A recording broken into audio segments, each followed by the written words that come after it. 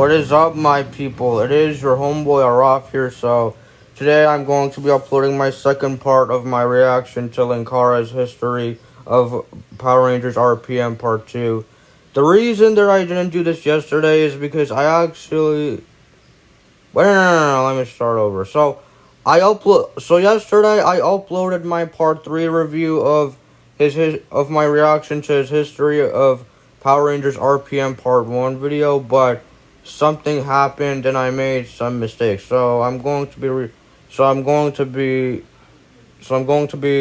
uploading the third part again.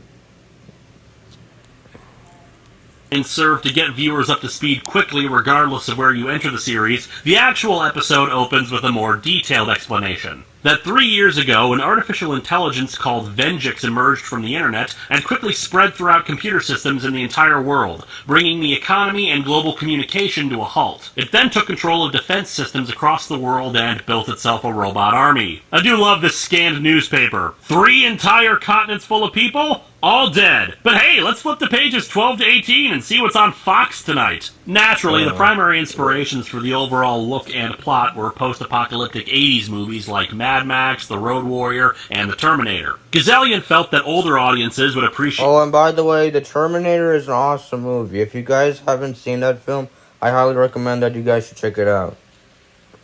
The references to them, while the younger audiences who had never experienced them before would be impressed by the cool visuals and imagery of them. His study of the older seasons got him to think about the idea that in those, the villain had to justify their outlandish plans, why they were attacking at a specific time, what was inspiring them, and made things very exposition-heavy and needless justification, whereas just having a single domed city meant it was the last bastion of humanity, the last place that the robotic army would need to conquer in order to achieve total victory. Thus, attacks could happen at any time without any real need to justify them. In some ways, I do actually wish this was in the main universe as the final Power Ranger season. After all, they do eventually win the battle, but at what cost? Humanity is still virtually destroyed, there's only one city remaining. How could you rebuild from that? Well, how about aliens? I spoke in the SPD review about how odd it seemed that in only a few years people seemed so unprejudiced towards aliens on Earth, and Earth was a part of galactic affairs, plus technology had advanced leaps and bounds. Well, if RPM existed in the same universe as that, it could be argued that other alien races, upon seeing the plight of Earth, decided to come and help.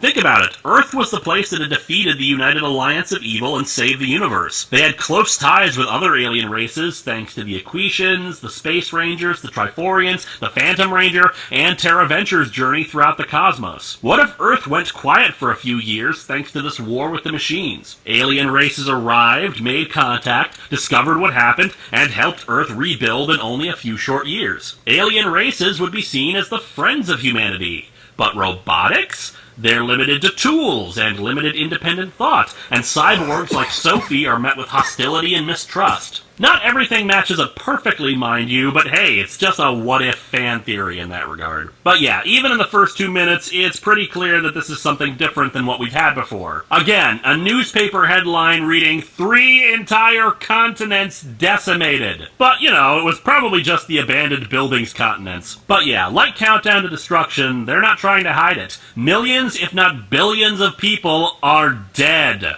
I am Venjix. Your world is now my world, and your time is now over. This narration is actually a distress call of a different nature, informing people that their only hope is to come to Corinth and be quick about it, since no one will be allowed inside once its defense shield is up. Wait a second, lasers making laser sounds? Shouldn't these people be kicking things to make the laser sounds? Of course, when you broadcast a massive signal like that, it gets the attention of the enemy too. Colonel Truman here learns the bad news. They're broken through the west corridor to Zone Delta, sir. Can't hold them off. Eagle Squad? We lost contact with air support over an hour ago, sir. What should I do, sir? Go shoot at something. Sir, yes, sir. He's just depressed because before all this started, he was going to announce the Skynet program. That would have fixed everything! But don't worry, Colonel. We've got a Scotsman here to cheer you up. Oh, right? There, you no good pale weapon!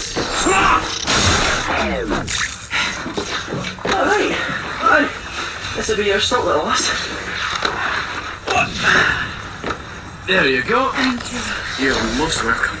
Truman is impressed that this guy, Flynn, was able to get so many refugees through Venjix's army, but there's no time for that, since Venjix advances once again, forcing everyone to retreat inside the city walls. Truman, unfortunately, elects to raise the city's shields despite the fact that his sons are still outside the barrier. Fortunately, one of those sons has some extreme sports to help him through.